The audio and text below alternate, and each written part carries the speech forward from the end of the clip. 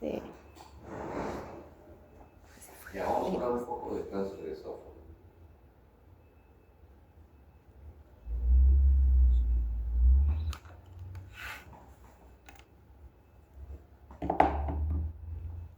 El cáncer de esófago, el carcinoma de esófago, constituye de 2 a 5% de las neoplasias. Es muy poco, ¿no? Muy poco frecuente. Es más frecuente en mayores de 50 y la predisposición está relacionada con la presencia de enfermedad que vimos en la clase anterior, ¿no? La galaxia, divertículos, y si no es tuberculosis, así como antecedentes de esofagitis, es una cirugía gástrica de cualquier tipo y en personas con esófago de Barrett diagnosticado.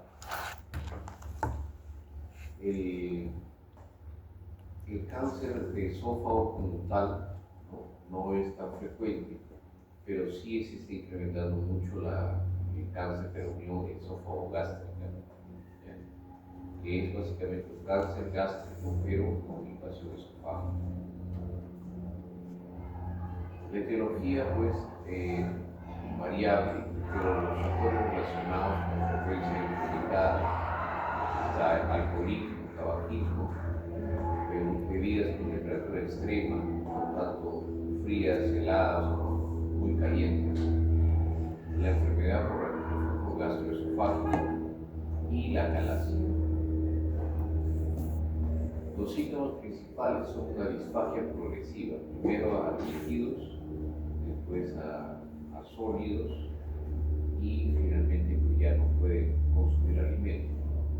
Pérdida de peso como consecuencia básicamente de la falta de alimentación, pero también por factores propios de la enfermedad neoplásica y anemia. Sí. ¿Y ahí siempre va a ser primero líquidos y luego sólidos? Sí, generalmente es así porque primero sólidos y después líquidos. Es al revés, claro, es al revés. Primero sólidos y después líquidos, ¿no? Es progresivo. La dieta es la dieta rica en especias en realidad, que son básicamente el chile, el ají, los condimentos, comidas calientes, como les mencionaba, y la ingesta de alcohol y tabaco. ¿Dónde se localizan? Generalmente en la porción del esófago es en el tercio medio e inferior, ya en áreas normales de constricciones anatómicas. Y inferior está relacionado pues, con el flujo gastroesofágico. La historia es una historia de disfagia progresiva a sólidos a líquidos. Se puede diagnosticar mediante una esofagoscopía y un esofagograma. El diagnóstico no es difícil, no es complejo, sin embargo el tratamiento sí. Ese es el cáncer de esófago temprano, es un esófago de Barrett, es decir, pues esas zonas hematosas, ¿no? Con fibrina, una especie de totalmente irregular, no es una zona de mucosa, aquí hay mucho mayor crecimiento, hay todo edema, fibrina, una especie de pólipos, y la arquitectura se distorsiona completamente. Este es un esofagograma y aquí se ve pues, la clásica imagen de corazón de manzana, ¿no? Donde el crecimiento del cáncer es concéntrico y hace pues, que se dé esta imagen de estrechez totalmente irregular. ¿Qué estudios son los que nos ayudan no solamente al diagnóstico, sino sobre todo a la estratificación o estadificación? Una tomografía de tórax es esencial porque va a demostrar no solamente derrame, sino metástasis y la presencia de ganglios. Ahora se está usando mucho la ultrasonografía transesofágica, el laboratorio, el hemograma, las proteínas sobre todo, y la broncoscopía cuando hay una invasión de bronco izquierdo.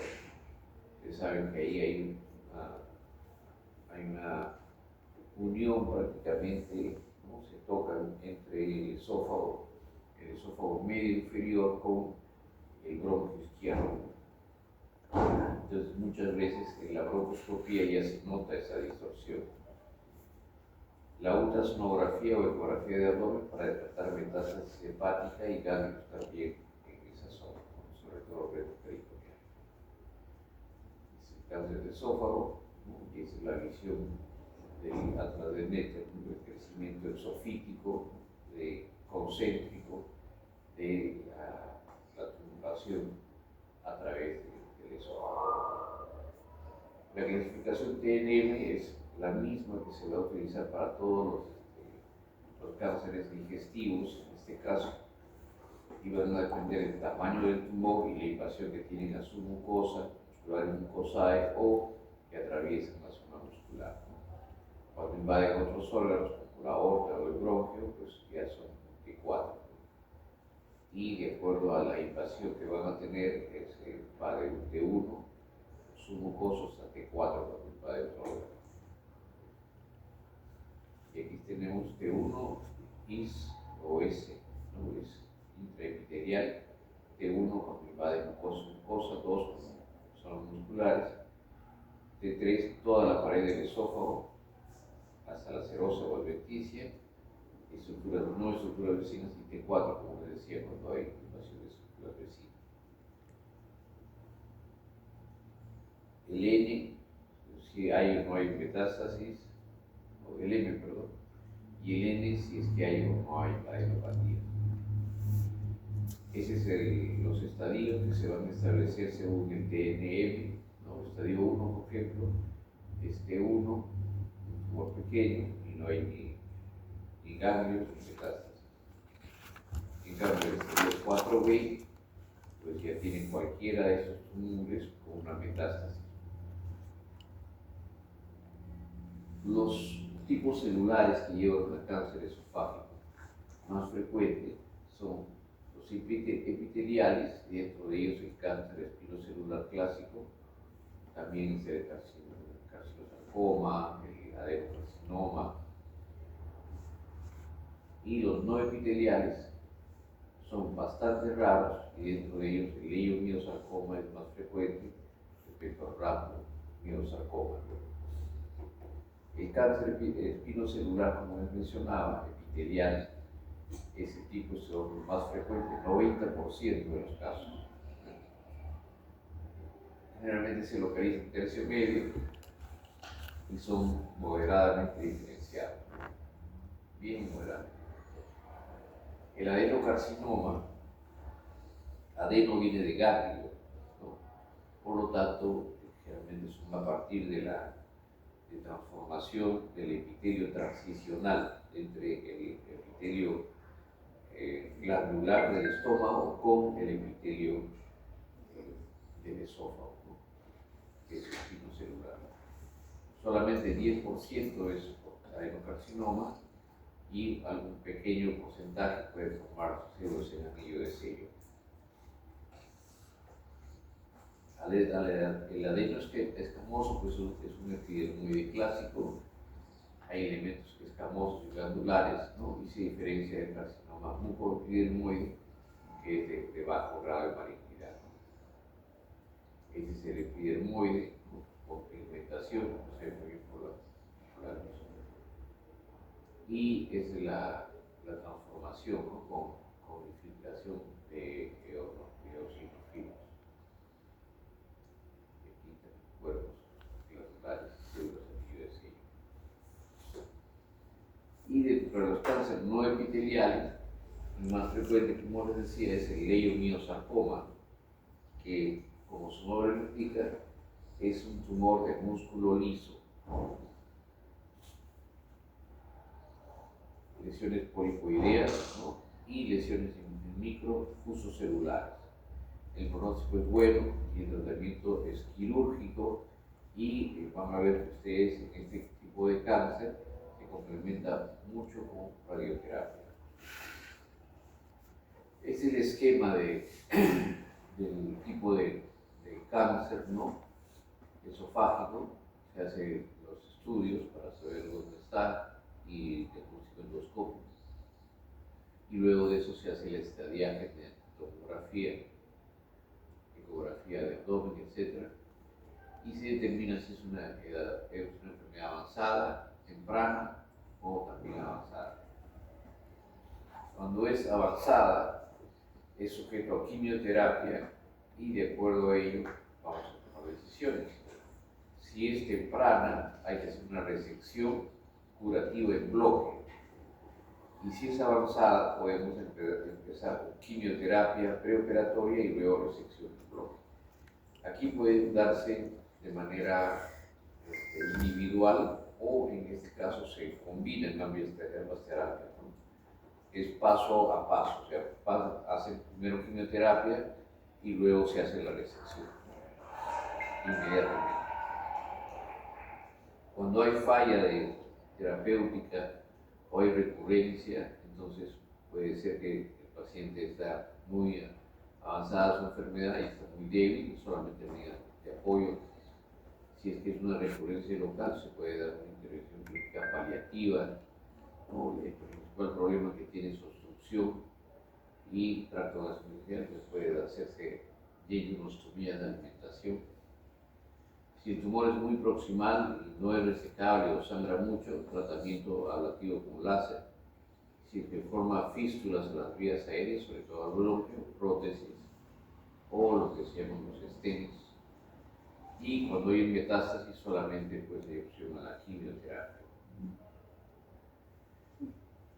Ese es un esófago, la neoplasia que está aquí, lo que se hace es una resección de esta zona y lo que se hace con el estómago es hacer una tunelización, ¿no? Una especie de escalera, y de esa manera podemos reemplazar el esófago con el estómago. Este es el ascenso gástrico, miren. Eso es parte del estómago y se va haciendo que vaya subiendo, ¿no? Se hacen resecciones con estructura mecánica, de tal manera que se logra un túnel a partir del estómago. El ascenso gástrico generalmente se hace de manera posterior, por el mediastino posterior. En cambio, el reemplazo, ¿no? Cuando hay esofagitis, ya les había comentado que es retroesternal por acá.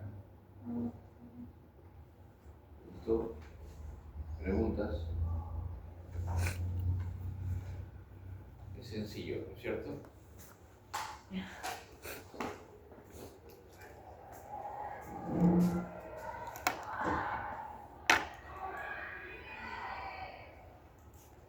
Tanto benigna como maligna. La benigna, la enfermedad benigna es la enfermedad uterogénica, la más frecuente. Y el tratamiento pues ya está mediado por el uso de inhibidores de grupo de protones. Y ya muy poco tenemos que hacer. La enfermedad por reflujo gastroesofágico también, ¿no? Inhibidores de grupo de protones. Y muchas veces pues ya no hay que hacer la cirugía, como les expliqué, la fundoplicatura de Nice, ¿no? Ya se reserva para muy pocos pacientes. El estómago es un órgano que no solamente tiene función en tener el alimento, ¿no? Y continuar con un proceso de digestión ya dado en la boca, sino que es muy vascularizado y tiene funciones hormonales que se han venido detectando básicamente con el tratamiento de cirugía bariátrica. Está muy vascularizado, ¿no? Vienen ramas de tronco celíaco que dan la gástrica derecha, ¿no? Y también hacen un arco con la arteria gastroepicloica izquierda, ¿no? Que se va a unir con la arteria gástrica izquierda aquí, a este nivel. Y también hay unión con la zona de la arteria hepática, que también da una rama que es la gastroepicloica izquierda con la derecha. Entonces forman un arco. Entonces es un órgano muy vascularizado y por eso tiene las ventajas de poder disecarlo y hacer tunelización. Tolera muy bien las rafías y también se toleran muy bien las gastrectomías que pueden ser parciales o subtotales. Esta arteria hepática también da una rama, que es la arteria pancreatoduodenal superior aquí, y el tronco celíaco da otra rama, que es la esplénica, ¿no? Entonces el tronco celíaco está formado arteria hepática, la arteria gástrica izquierda y la arteria esplénica. Son las tres arterias que salen del tronco ciliaco.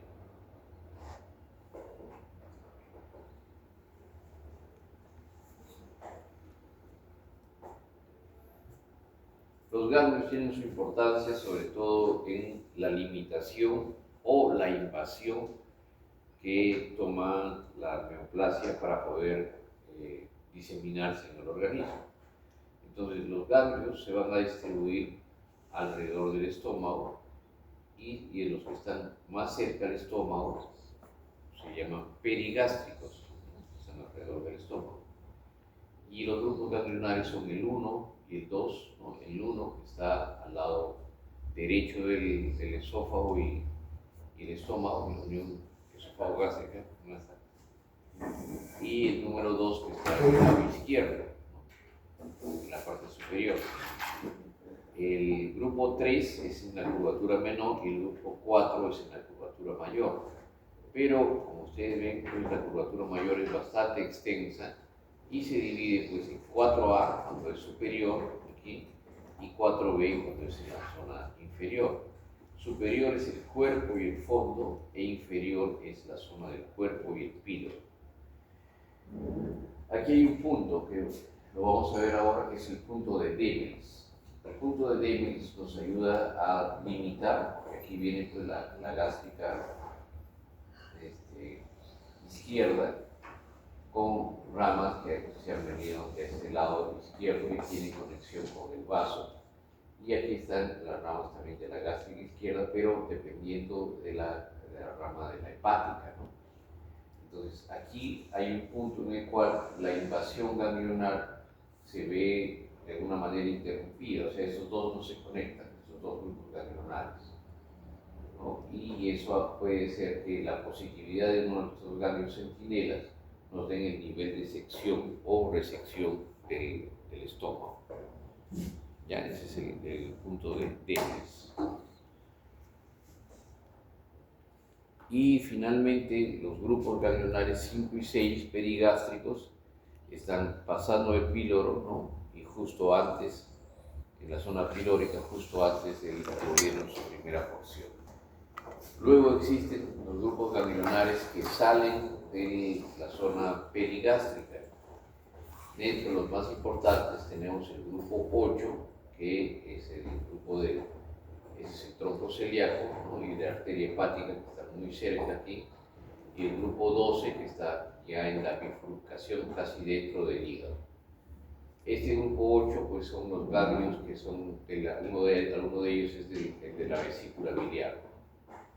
El grupo 9 es periaórtico, ¿no? Y el grupo 7 es en la emergencia de una de las ramas, que es la rama que va a ser tributaria, también va a ir ligada a la gástrica. Y finalmente el grupo 11 y 10, ¿no? Que son, sobre todo el grupo 10 tiene importancia porque está en justo el hilo esplénico. Entonces muchas veces cuando se hace una D2, una disección 2, una R2, antes se llamaba R2 de resección, ahora se llama D2 de disección. Entonces se hacía una disección que involucraba pues el 4B y de acuerdo a la positividad se avanzaba hasta los ganglios periesplénicos de la arteria periesplénica, o si no, tenía que hacerse una esplenectomía si es que se consideraba el grupo 10 dentro de los que han invadido. Es totalmente diferente una gastrectomía total de una antrectomía, de una gastrectomía parcial o al 50%, ¿no? Más o menos esa es la distribución que se da, ¿no? Cuando hablamos de gastrectomías, vamos a hablar, y tenemos el estómago.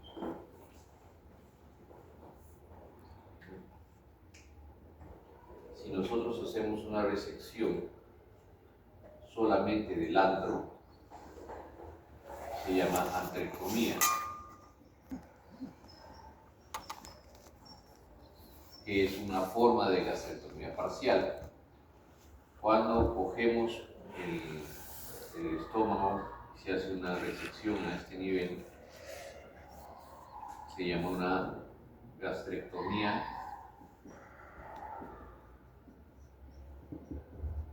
parcial. Las gastrectomías parciales son aquellas que son en menos del 50% del estómago, ¿de acuerdo? Y cuando generalmente se coge una subtotal, es una gastrectomía subtotal, que está en menos del 75% del estómago. Y una total, obviamente, que va a coger el 100% de esto. Es importante saber que los grupos ganglionarios, como les decía, el 1, 2, 3, 4, 4A y 4B. A y 4B, y el 5 y el 6 van a ser resecados o disecados de acuerdo al tipo de gastrectomía que se realice. Si nosotros hacemos una antrectomía, entonces probablemente vamos a resecar también el 4B y probablemente el 3. Si hacemos una gastrectomía parcial, vamos a resecar el 4B, el 3, el 5 y el 6. Si hacemos una subtotal, probablemente vamos a hacer el 3, todo el 4 y el 6. ¿No? Y si hacemos un total, pues vamos a coger los 6 perigástricos grupos ganglionarios, ¿no? Los grupos y subgrupos. ¿Listo?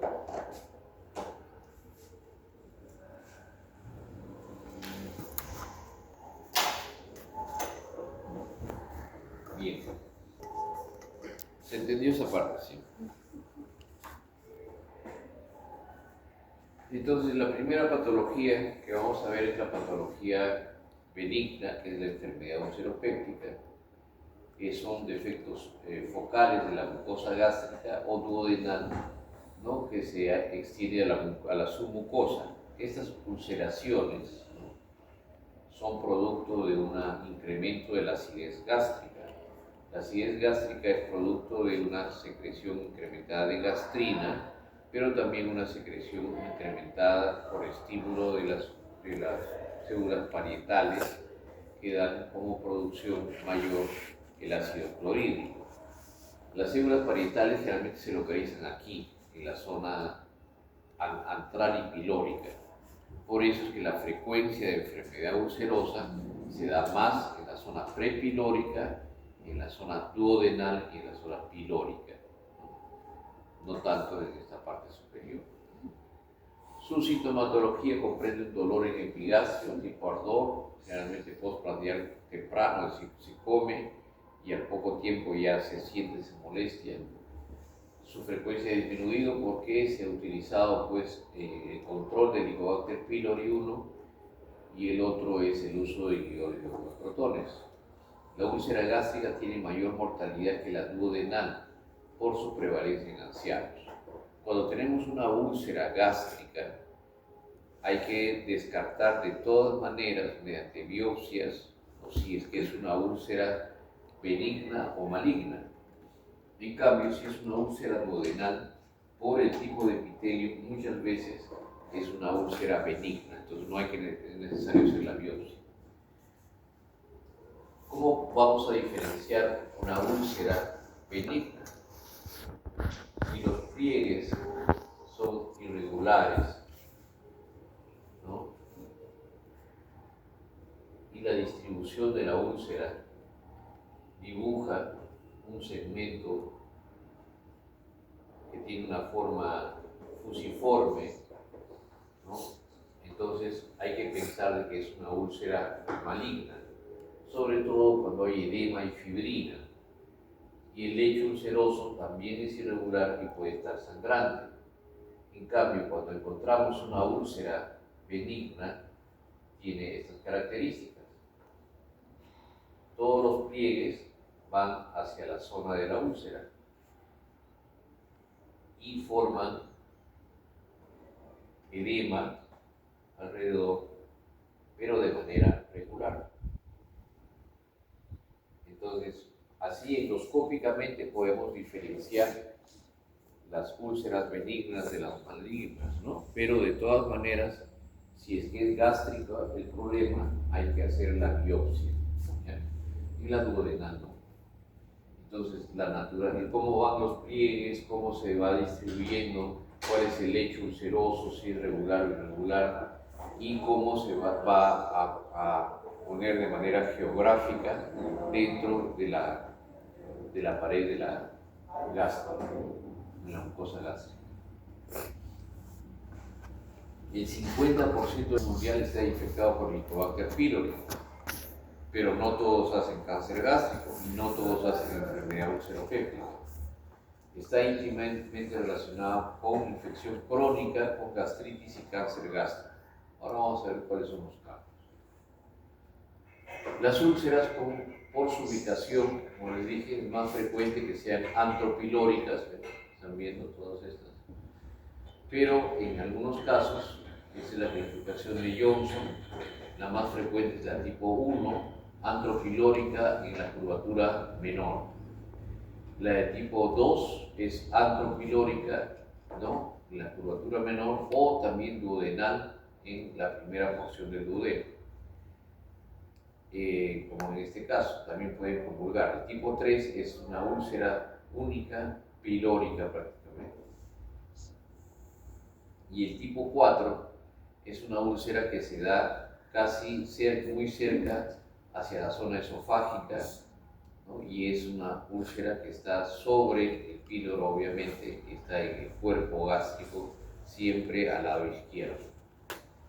Y hay unas úlceras que se van a presentar en todo, que son pangástricas, son las úlceras inducidas por AINES, que pueden dar ulceraciones múltiples, y hay una gastritis erosiva, ¿no?, que van a llevar primero a úlceras y sangrado. Entonces, ¿cuál es la conexión que tiene el Helicobacter pylori con la enfermedad ulceropéptica? Hay diversos factores como tabaquismo, edad, ¿no?, donde lleva la infección. El tabaquismo está muy relacionado con estas enfermedades digestivas. Hay un incremento de la secreción ácida y hay un cambio en la celularidad, hay una metaplasia gástrica en el duodeno. Por otro lado, la adquisición de la infección por el Helicobacter pylori hace que esta infección crónica haya una disregulación de la somatostatina gástrica, y eso lleva a una inhibición y sobreproducción. Entonces el duodeno se va a colonizar por Helicobacter pylori. No es lo usual, ¿no? ¿Por qué? Porque generalmente el Helicobacter está en medio ácido, no en medio alcalino, como el duodeno. Esta presencia de Helicobacter pylori en el duodeno va a hacer que haya una disminución de la secreción duodenal de bicarbonato y existe una mayor inflamación. O sea, el contenido gástrico hace que esté el Helicobacter y hace que haya mayor producción de ácido. Por lo tanto, existe mayor inflamación, y finalmente, si comulgan este déficit de bicarbonato y una inflamación o duodenitis, se da la úlcera en el duodeno, ¿no? Generalmente, por eso es en la primera porción. Y aquí vamos a ver la relación ya que tiene con el cáncer, ¿no? Aquí tenemos un hospedador de ácido que puede ser con una gastritis antral o una gastritis mínima del cuerpo. Este incremento de la gastrina antral y el cuerpo normal hace que haya un aumento de ácido y hay una úlcera duodenal, ¿no? O sea, la convulsión, el que se junten todos para producir más ácido, finalmente va a hacer que haya un sustrato de lesión ácida y se dé la úlcera duodenal. En cambio acá también hay incremento de la gastrina antral, pero hay una alteración de la función del cuerpo, y en vez de incrementar el ácido, ¿no?, disminuye. Entonces, esa diferencia que hace entre un epitelio que está yendo al alcalino y expuesto al ácido, hace que finalmente hay una transformación celular que pase de metaplasia a displasia y se dé el cáncer gástrico. Ya es un cambio celular, tiene que ver con el pH y el microambiente donde vive el Helicobacter pylori. ¿Cuál es el tratamiento? Cuando tenemos una úlcera como este tipo en el duodeno o en el estómago y esta úlcera hace una perforación o un sangrado masivo, entonces el tratamiento de emergencia es la gastrotomía, abrir el estómago y hacer la rafía de la úlcera. En algunos de los casos, ¿no?, cuando es en el duodeno o también en el estómago, lo que se puede hacer es no gastrotomía, si que la úlcera es visible y es por perforación, no por sangrado. Entonces lo que se hace es poner un parche de Graham o un parche vital. La diferencia está que en el parche de Graham se hace la sutura, pero no se anuda. Solamente, y se pone el epíplomo ahí, el aumento del epíplomo, y al momento de anudar, pues el aumento queda dentro de la úlcera, ¿no? En cambio, el parche vital se hace la sutura, se cierra la sutura y encima se pone el epíplomo, ¿no? Se trata de que esté adyacente prácticamente a la zona o al plano de sutura. Luego de ello, antes se hacían pues muchos procedimientos de tratamiento de la enfermedad ulcerosa. Les voy a detallar un poco para que vean cuál es el tratamiento antes, porque se creía que estaba muy relacionado con la inveracidez en la solución de la enfermedad ulceropéptica. Entonces lo que se hacía es atacar un nervio, que es el neumogástrico, ¿sí?, o también conocido como el nervio. ¿Cómo se llama el neumogástrico? El vago. ¿Ah? El vago, o el décimo par craneal, ¿sí? Entonces el nervio vago viene por aquí, en el esófago está anterior y luego se pone al lado derecho. Sí. El otro nervio vago está posterior y luego se viene al lado izquierdo. Sí. Entonces, uno de los tratamientos era la vaguectomía troncular, en el tronco, aquí y aquí. ¿Está bien? Esa era la forma de tratar. Pero el nervio vago también tiene una distribución dentro del estómago. Entonces el nervio vago anterior seguía por aquí y daba sus ramas.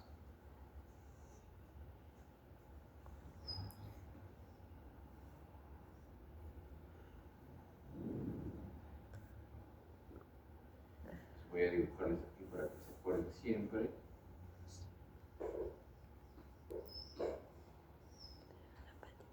Ese es un pato, un ganso. Ajá, sí. Su cabeza y Sí. entonces, ¿cómo era? Se hacían vaguectomías tronculares, vaguectomías selectivas, vaguectomías ultraselectivas o vaguectomías sobre, incluyendo solamente, ultraselectivo también, la pata de ganso. ¿Sí? Por eso se llamaba la pata de ganso, porque se distribuía de tal manera como una pata así, ¿no?, y daba pues conexiones de un lado a otro.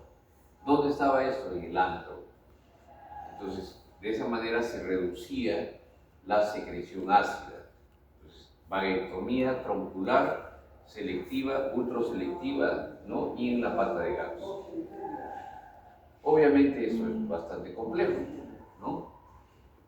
Ya no se hace porque no tiene buen resultado, porque esta hipersecreción ácida ya ha sido sustituida y controlada con Con la el bomba uso de de inhibidores de bomba de botones. Cuando se hacía la vaguectomía selectiva o troncular, había un problema en la motilidad gástrica, porque el estómago, porque el vago no solamente hace que haya producción de ácido clorhídrico, sino también regula la motilidad gástrica.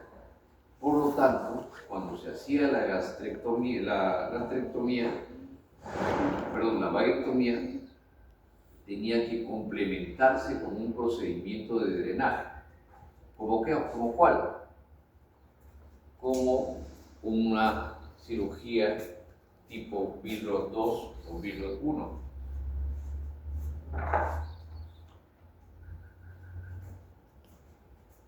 Entonces, ¿qué se hacía? Se sacaba el estómago, ¿verdad? Sacamos el estómago, ¿no? Se hacía la vaguectomía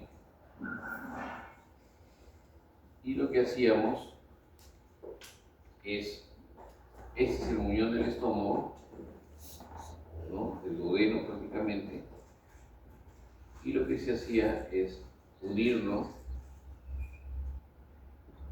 un poco difícil, pero esto se unía pues lo que quedaba del estómago hacia lo que quedaba del esófago o el píloro. Esta se llamaba la operación Billroth 1, ¿está bien? Que es una antrectomía y una reconstrucción gastroduodenal, término terminal. Pero a veces, ya cuando no hacíamos antrectomía, sino hacíamos una gastrectomía parcial, ¿no? O subtotal, entonces ya no nos quedaba pues la posibilidad de este estómago unirlo acá, entonces se hacía esto. Se cerraba el estómago, ¿no? Y se hacía una unión tipo Billroth 2. Esto de acá también se cerraba, quedaba como un muñón, y lo que se hacía es subir el asa Nasa diagonal, ¿no? de esta manera. ¿Está bien? Esta es una operación tipo Billroth 2.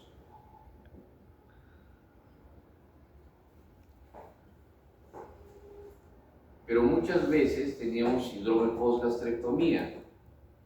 ¿Qué sucedía? Este segmento yeyunal no está preparado para la secreción ácida. Entonces podía haber úlceras a este nivel, úlcera de boca nasomúltica.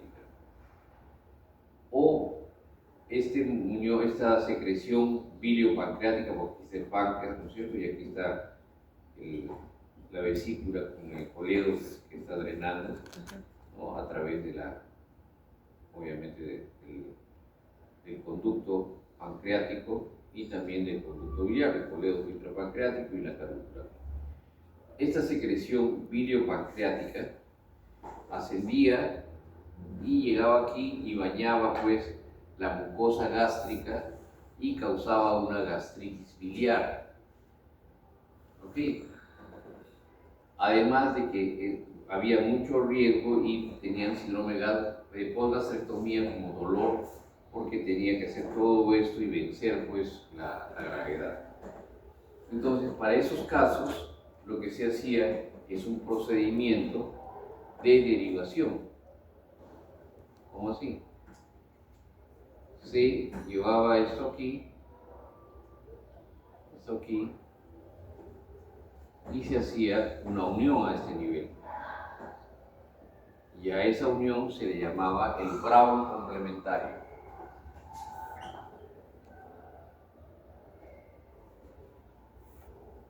Les explico esto porque teóricamente ya no se hacen estas cirugías, pero van a ver ustedes que a veces en hospitales un poco retirados, ¿no? O también cirujanos ya muy antiguos todavía siguen haciendo el Billroth 2 más el Brown complementario, que era un tratamiento básicamente para enfermedad ulceropéptica, ¿no? y en el tratamiento luego de la vaguectomía para lograr que haya tránsito y no haya pues los vómitos, la distensión, ¿no? La gastroparesia severa, dilatación gástrica. Actualmente el tratamiento puede hacerse de resección, como ven aquí, ¿no? Escisión de la úlcera o grafía de la úlcera, antrectomía, como ya lo hemos descrito, cuando la úlcera está en un Johnson 1, o procedimiento de Pauchet, cuando la úlcera es un tipo Johnson 3, ¿no? Hacia arriba. O también procedimientos como el Kelly-Madrid, ¿no? Donde está la úlcera aquí, pero se hace la antrectomía. Y este que de aquí es una gastrectomía subtotal. Y el procedimiento de Schennes, que no es otra cosa que una modificación de la Y de Rux, ¿no? La Y de Rux es una de las cirugías que vamos a emplear muchísimo, no solamente para el problema gástrico, sino para el tratamiento de enfermedad esofágica, enfermedad intestinal también. Consiste en lo siguiente.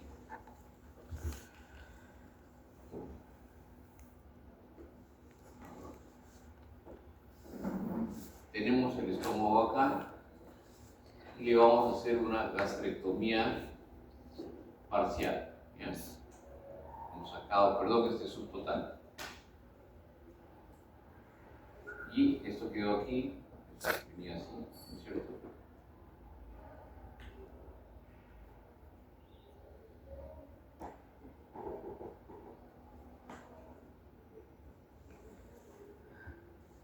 Listo. Entonces hemos sacado el estómago y hemos hecho una gastrectomía parcial. Y aquí queda el duodeno que viene por acá. Entonces, para reconstruir esto, podemos hacerlo con el Viro 2 que les decía, subir un asa, un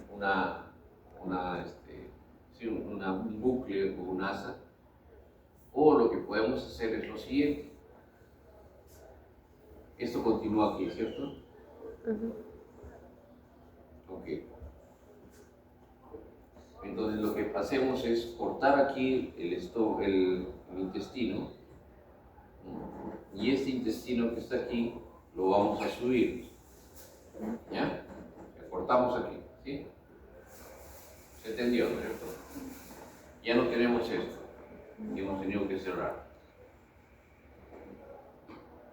Hemos hecho la gastrectomía y aquí va a haber una anastomosis y aquí está cerrado ya. El duodeno está excluido. Entonces aquí está el ligamento de Trenis y lo que necesitamos nosotros es subir esta asa hacia el estómago para poder hacer una anastomosis.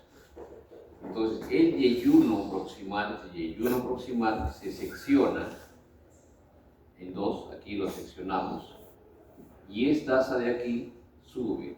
¿Sí? Esta asa sube.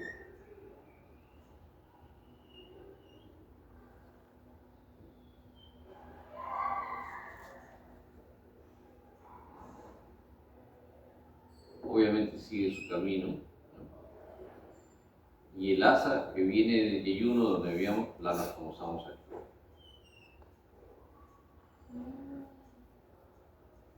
Y se forma la Y de Rux. ¿Está bien? Ahora se entendieron. Esta asa que se vino de aquí, se desprendió y la llevamos ahí. De tal manera que vamos a tener un asa que le llamamos alimentaria, que es esta de aquí,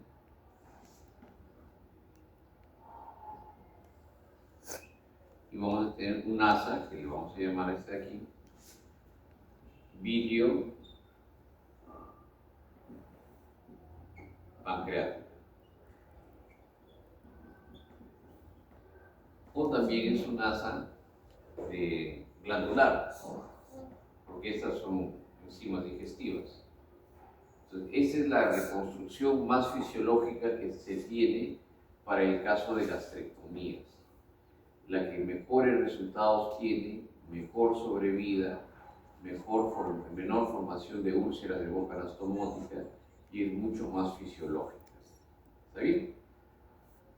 Entonces, el procedimiento de Scheldes es un poco diferente.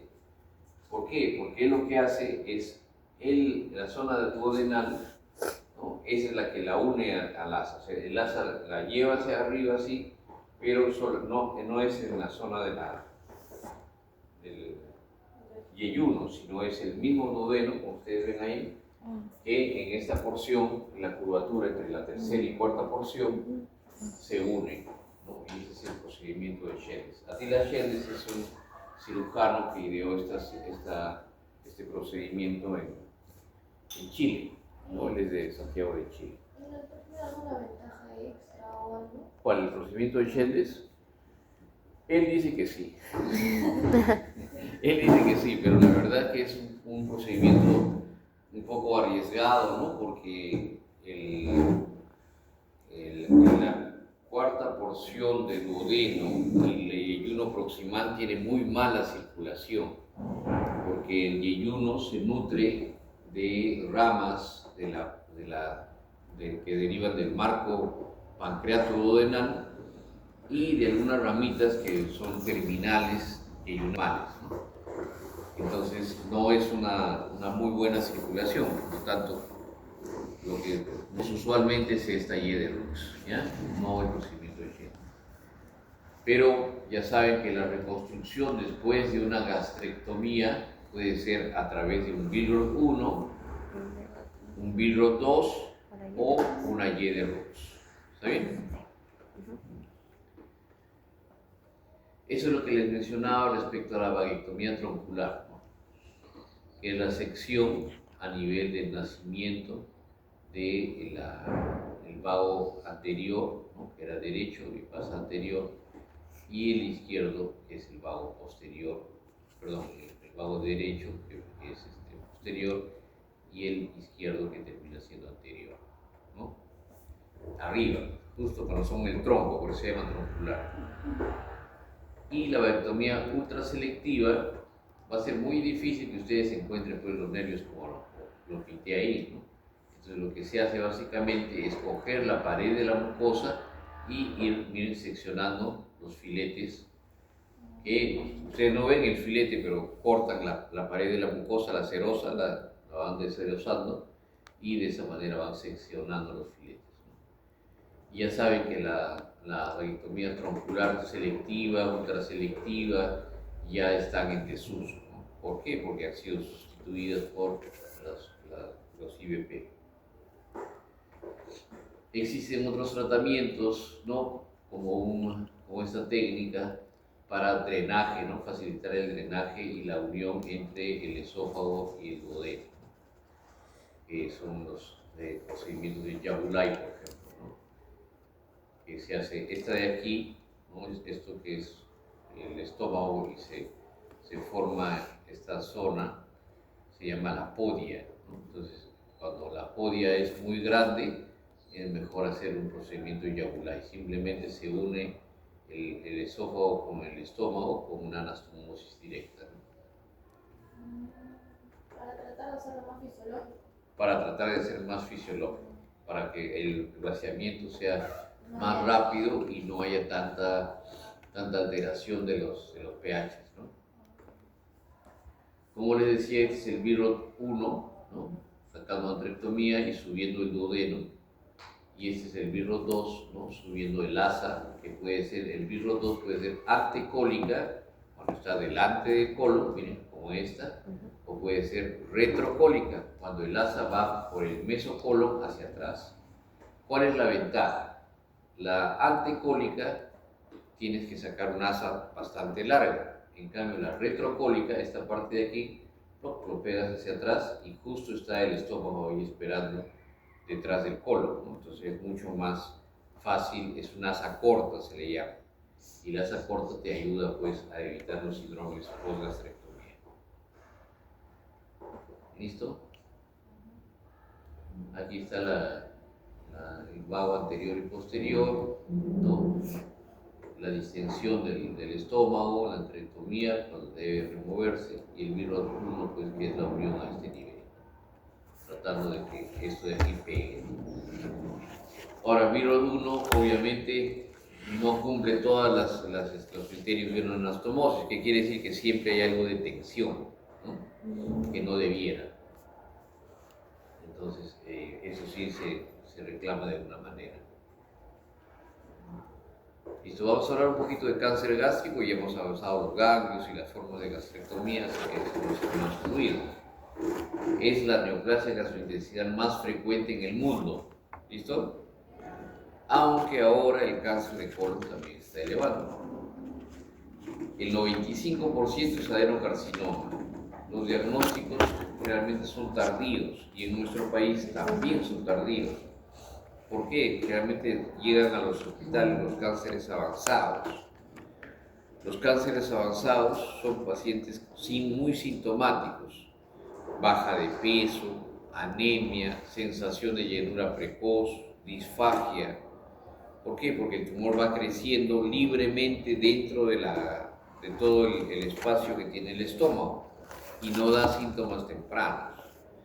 Entonces, para evitar esto, en países tan lejanos como Japón y tan cercanos como Chile, hay un programa de diagnóstico y a todo paciente mayor de 45 años, a toda persona mayor de 45 años, se le hace una endoscopía digestiva alta para poder determinar y detectar cánceres incipientes o tempranos. En nuestro país no tenemos ese programa, así que todos los cánceres que diagnosticamos, el 95% son cánceres avanzados, ¿no? Y obviamente su expectativa se modifica muchísimo respecto al pronóstico, ¿no? Varía en diferentes países, ¿no? Hay muchos nuevos casos, actualmente también está en incremento, pero más incremento de cáncer de colon, ¿no?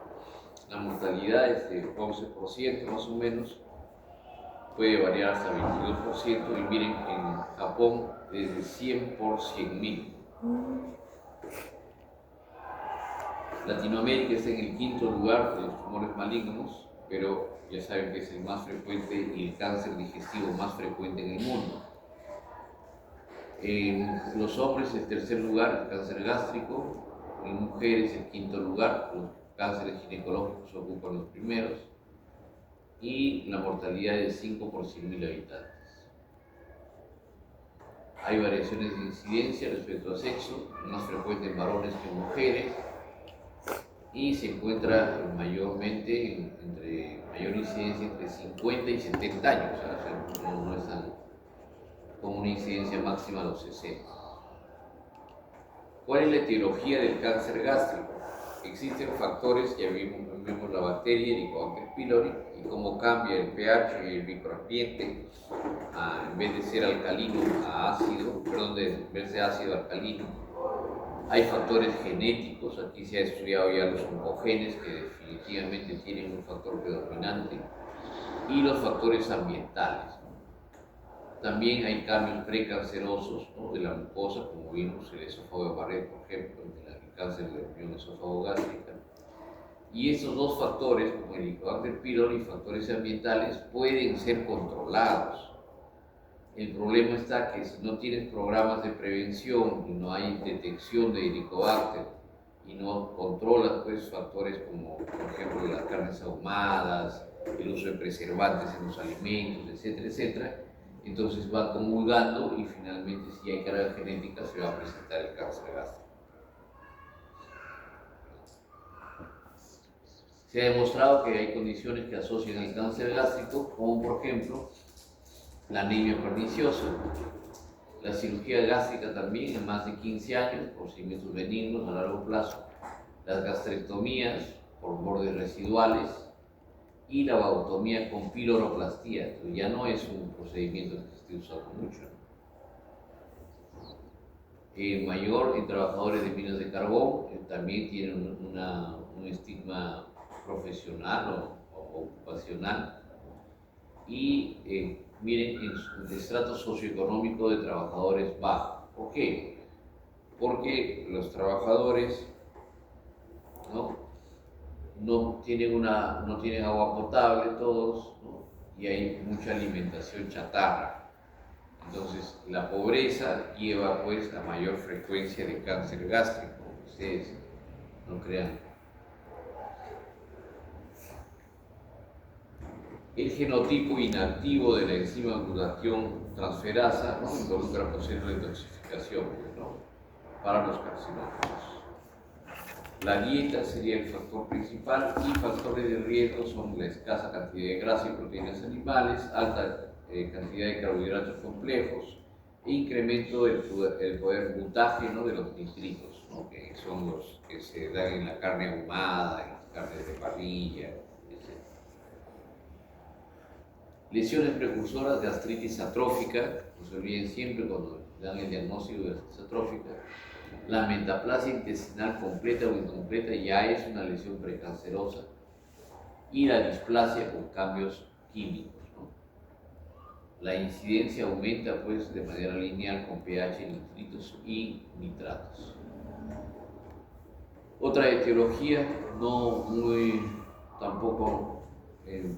poco frecuente es esta, ¿no?, el Helicobacter pylori, y factores de riesgo pues incidencia de Helicobacter en pacientes con cáncer gástrico. Eso ya está demostrado. Hubo un investigador peruano, un gastroenterólogo, el doctor León Badrúa, y un patólogo que es el doctor Recabarre, que hicieron una publicación y son los primeros que lograron encontrar una asociación clínica entre infección por Helicobacter y cáncer gástrico. La infección por Helicobacter pylori contribuye en más del 60% del riesgo de carcinoma gástrico. O sea, es un factor epidemiológico bastante alto, ¿no? ¿Cuál es la fisiopatología del cáncer gástrico? Pues primero estamos en homeostasis celular, ¿no?, procesos regulares normales, pero puede haber una proliferación, ¿no?, a partir del ADN, diferenciación que no es normal, y involucrar pues, de manera tasas de proliferación mayor, expresión de mutágenos y la inhibición de la muerte celular, ¿no? Todo eso lleva pues, a la posibilidad de formar células neoplásicas.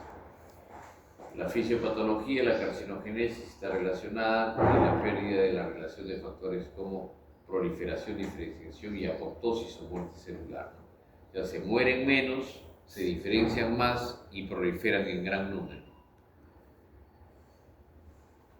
Bueno, los agentes mutágenos van a hacer cambios pues, en el ADN que son a veces permanentes, ¿no? Promoción, que es la exposición de células iniciadas, y hay una expresión del fenotipo maligno, ¿no? Todo comulga a ello. Y la progresión pues, trae el desarrollo de la enfermedad a partir pues, de la transformación celular, ¿no? Tiene un origen clonal, fenotipo invasivo, y implica varias etapas. Displasia, ¿no? Cuando hay displasia es peor que metaplasia, ¿no? Estamos hablando pues, de un trastorno en las células, ¿no? No solamente en sus características histológicas, sino en su forma y tamaño, y organización o funciones también.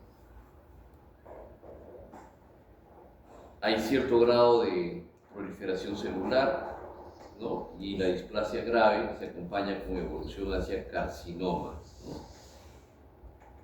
La enfermedad local es un tumor invasivo, es el cáncer temprano o incipiente, y la regional cuando se propaga pues, a ganglios linfáticos. Hay condiciones premalignas como la artritis atrófica, metaplasia intestinal y los pólipos gástricos. ¿Qué otras cosas están asociadas? En eso en resumen, que tener un patrón hiperplásico, que haya gastritis y bordes de la úlcera como vieron ustedes, ¿no?, alterados, una relación hombres-mujeres 2:1, y la incidencia aumenta con la edad, ¿no? Bueno, macroscopía creo que no es importante. Pueden ser adenomas, que se localizan en el antro, la malignización 38%. Y los síntomas, como les decía, la mayoría son tardíos. Pérdida de peso, pérdida de apetito, saciedad precoz o llenura precoz, hemorragia digestiva también es tardío, disfagia, ¿no? Sobre todo en cáncer de unión esofágico-gástrica y dolor torácico, vómitos y plenitud postprandial. Los síntomas principales: dolor epigástrico, anorexia, náuseas y pérdida ponderal y anemia, ¿no? Bajan rapidísimo de peso. Tipo de úlcera puede provocar pirosis o regurgitación y está relacionado con caquexia o baja de peso rápido, masa epigástrica y signos de... Hola, adelante. ¿Qué tal? Buenas tardes. Sí. Buenas tardes, doctor. Luz Amaro, de Ropi, Cortés Padilla, Richo, Aquí presente. Mamá de Figueroa, Joven Intencio, Saldaña, Incapaza. Gracias, doctor. Ya. Ha faltado Sandy, ¿no? Sí.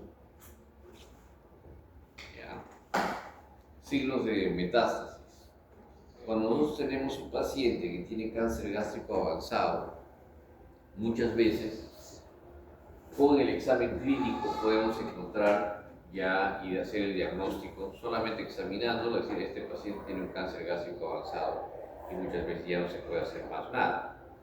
Por ejemplo, la presencia de ascitis, ¿no? Signo de la oleada, se encuentra que hay ascitis abundante en un cortejo sintomático de cáncer gástrico. Adenopatía clavicular, el ganglio de Virchow, generalmente el Virchow se da en la zona subclavia izquierda, un ganglio grande, ¿no? Bastante visible. El nódulo de iris, que es en la zona axilar también izquierda, en esta zona se ve un nódulo, ¿no? Flotante, y un nódulo umbilical o el nódulo de la hermana de María José, ¿no? Entonces, este nódulo se encuentra a nivel umbilical, encuentras una tumoración, un ganglio en el ombligo. Hepatomegalia, crecimiento, masa tumoral, ataque rectal, es el nódulo de Brunner, ¿no? Es prácticamente un cáncer muy avanzado. Y en algunos casos un tumor de Krukenberg, ¿no? Que es un tumor que se instala en la zona de los ovarios, pero es dependiente de un cáncer gástrico. El tumor de Krukenberg.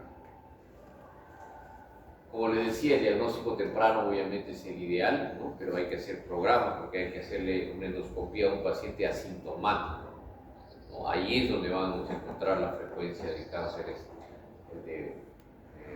tempranos o manejables.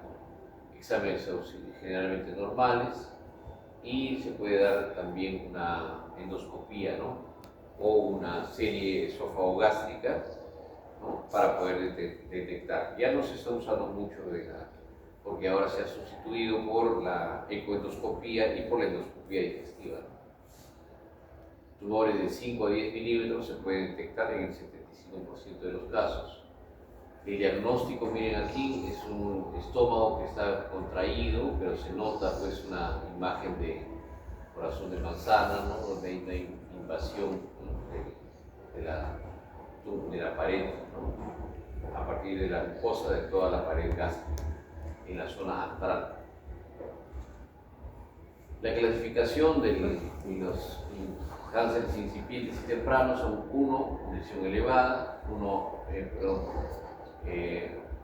2A es una lesión elevada pero tiene menos de 5 milímetros, 2B es una lesión deprimida, menos de 5 milímetros y no coge la muscular mucosae, 2C ya hay una ulceración, ya no es solamente el mismo nivel, ¿no? Con cambios tróficos, sino hay ya una ulceración que no llega felizmente a muscular mucosae, 2C y 3 ya cuando hay una invasión de la muscular mucosae, del músculo y puede haber incluso perforación.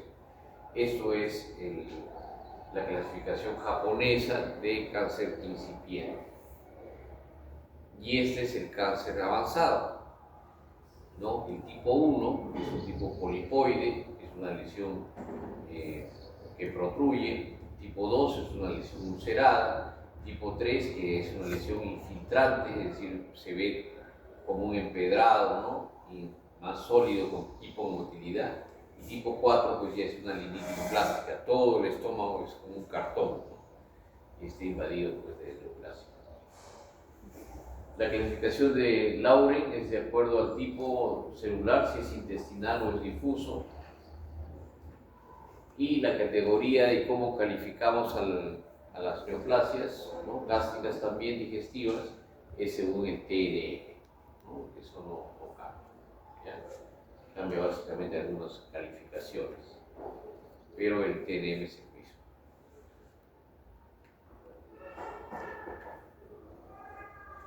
Hay neuropatías regionales. Y aquí se grafica cómo es el cáncer gástrico. Uno empieza en la mucosa, invade su mucosa, ya pasa T2, rinitis, ¿no? T3,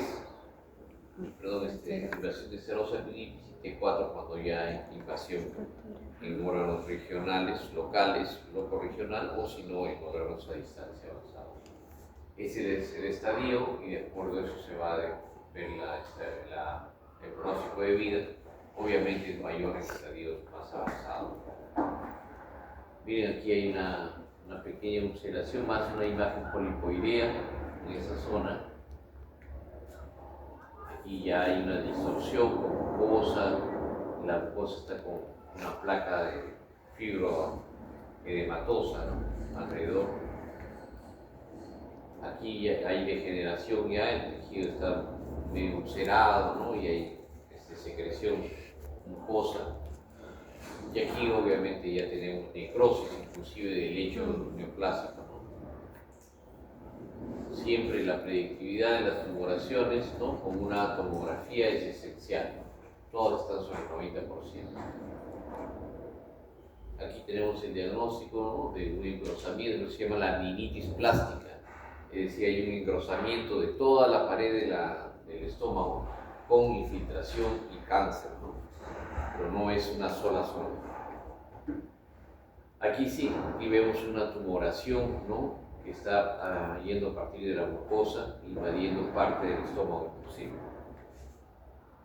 Y este es uno de los avances que se está usando mucho, que es la ecoendoscopía, no solamente para ver la profundidad, sea por vía endoscópica, sea por endoscopía digestival o por vía laparoscópica, se logra meter un transductor en la zona y se hace el mapeo y de acuerdo a eso se va diagnosticando si existe una enfermedad.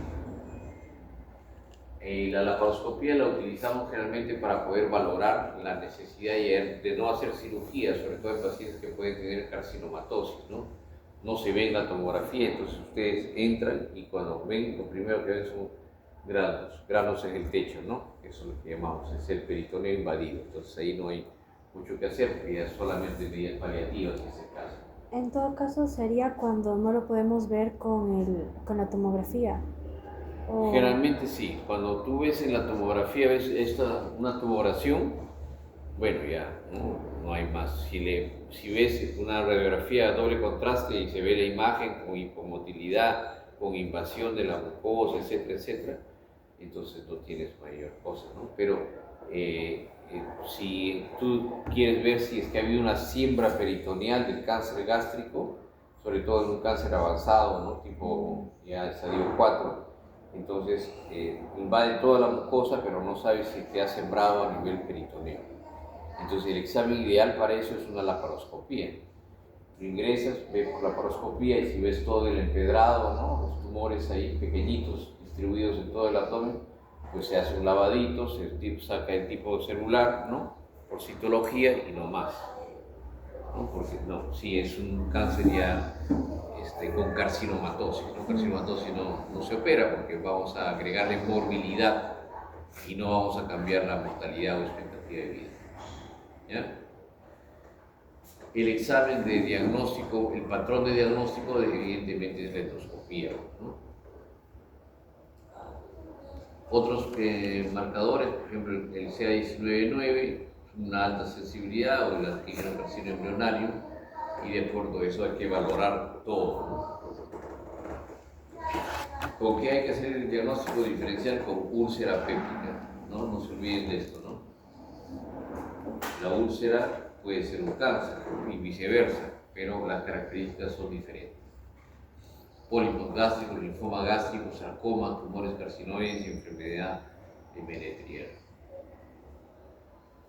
El tratamiento, lo primero que tenemos que hacer es un estadiaje para saber qué tanto ha invadido el cáncer, si es que está ahí, hay carcinomatosis o no, hacer una evaluación por cirugía, planificar la quimioterapia y de acuerdo a eso se hace pues, una resección lo más curativa posible. Hay que prevenir que se disemine la enfermedad y aumentar la supervivencia y calidad de vida en el paciente. No se ve bien, bueno, todavía no se ve nada, pero bueno, básicamente va hacia terapia adyuvante y terapia paliativa. ¿No? Esta es la imagen que les decía de la gastroenteróica y el hígado. Y el vaso. Estos son los grupos ganglionares. Miren, el 10 es el hilo esplénico, aquí está el 7, una arteria, ahí está la aorta. El tratamiento, obviamente, es el patrón de tratamiento, la piedra angular es la cirugía. ¿Ya? Lo ideal es no hacer solamente linfadectomía de uno. ¿Qué quiere decir linfadectomía de uno? Que solamente los ganglios perigástricos, cualquiera de los 6 o los 6, se han resecado. Te has quedado en el estómago y unos centímetros más allá. Pero lo que se recomienda en realidad es un de 2. Los ganglios regionales de la arteria gástrica, el hepático común y el esplénico y celíacos. O sea, ya es más extensa la resección, obviamente toma más tiempo. Estadio 3 cuando hay resección de vaso y páncreas y estadio 4 cuando no se ha iniciado la cirugía radical o paliativa.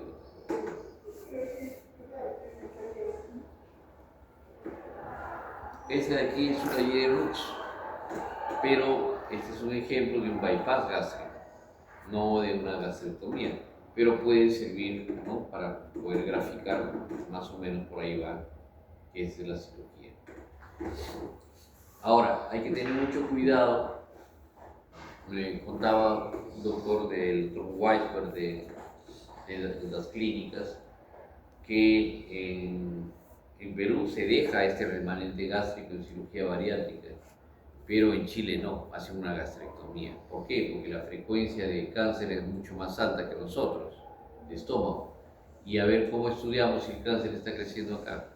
No va a dar sintomatología. Entonces lo único que hay que hacer es hablar con unos amigos, el gastroenterólogo, y estar esperando para cuando ni bien tenga una pizca de síntomas, hacer la endoscopía y de acuerdo a eso ya planificar la cirugía. La gastrectomía subtotal no es para tumores de localización antral, 1 y 2, ¿no? Y la gastrectomía es para tumores localizados en cuerpo y fondo. Cuando están en esta zona, va a estar total. En cambio, cuando es una localización más baja, es antral, aquí nomás, entonces puede hacerse un virus 1 o 2 idealmente. Tratamiento endoscópico se puede dar, pero todavía no tenemos los avances suficientes para garantizar seguridad en ese tratamiento. La terapia adyuvante definitivamente sí la usamos, ¿no? Nos va a ayudar no solamente para reducir el tamaño del tumor, sino para evitar y controlar la enfermedad, ¿no? El cáncer no se cura, pero sí puede controlarse.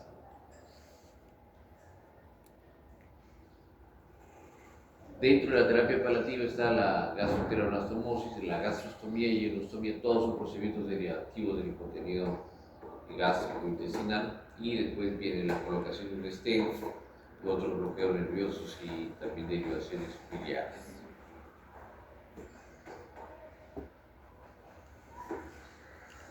Dentro de la prevención, lo que podemos hacer de todas maneras es una detección temprana y eliminar, pues erradicar el Helicobacter pylori. Entonces, si ustedes tienen test de aliento o hacen una endoscopía y tienen Helicobacter, pues lo mejor que pueden hacer es tomar su régimen de antibióticos de 5 a 7 días, amoxiclavulánico, ¿no? Y después lo cambian si les gustan, va siempre con protones.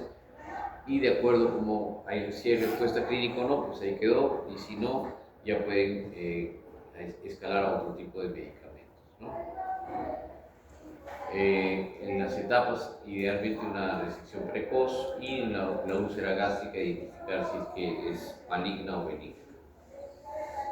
Ese es un cáncer gástrico viviente, fibrina, todo necrosado, etc. Bien. ¿Preguntas? Hemos visto sí, toda sí. la parte quirúrgica. ¿Entonces el paciente que viene con cáncer gástrico no va a tener sintomatología o a veces puede tener sintomatología? Generalmente la sintomatología es muy pobre. ¿Por qué? Porque el cáncer está dentro del estómago. Entonces el estómago, lo máximo que le puede dar de repente, cuando crece bastante, es sensación de llenura precoz, ¿no? Te comes un poco más, te llenan porque está el tumor ahí. Pero es cuando el cáncer está bien avanzado. Y, por ejemplo, vómitos, hematemesis, distensión abdominal, todo eso no se da porque el tumor pues, va creciendo, creciendo, creciendo y tiene mucho espacio para crecer. Ese mismo tumor, si está en el intestino o está en el tejido delgado, en el colon, no tiene mucho espacio, entonces crece y obstruye y da manifestaciones. En cambio, en el estómago no, hay que buscarlo. ¿Ya? Doctor, una pregunta. Para el tratamiento de úlceras, ¿cuándo era parche y cuándo se hacía una rafía? Mira, es más o menos, no, depende más de la preferencia del cirujano, ¿no? Pero lo ideal para mí es, si está con cirugía abierta, haces el parche de Graham. Pero si es laparoscópica, es más difícil, pues, dejar el epíplon ahí, pexiarlo y hacer la sutura vía laparoscópica con un pedazo de epíplon ahí entre ellos, ¿no? Entonces, pero puede hacerse cualquiera de los dos, en realidad está escrito para abierto a laparoscopio. Sí. En el tratamiento quirúrgico, cuando se hacía la linfadenectomía, Linfadenectomía. pero de 1, ¿cuál es equivalente? O sea, solo del 1 al Al 6. O sea, ¿qué grupos de linfomas se sacan? De ganglios. De uno. ¿Para qué tipo de gastrectomía? La de De 1. La, Solo de 1. no, D1 es qué grupos ganglionarios. Ajá, por ejemplo. D1 es básicamente los perigástricos. O sea, Muy buena tu pregunta. Los perigástricos es la disección de 1. Grupo 1, 2, 3, 4, 5 y 6. hasta 6. Sí, perigástricos. La D2 ya involucra ganglios que no están solamente alrededor del estómago, sino que, por ejemplo, están en el 7, 8, 10, 11 y hasta 12, ¿no? Cuando es el vaso, por ejemplo, y hay que sacarlo y hacer una esterectomía.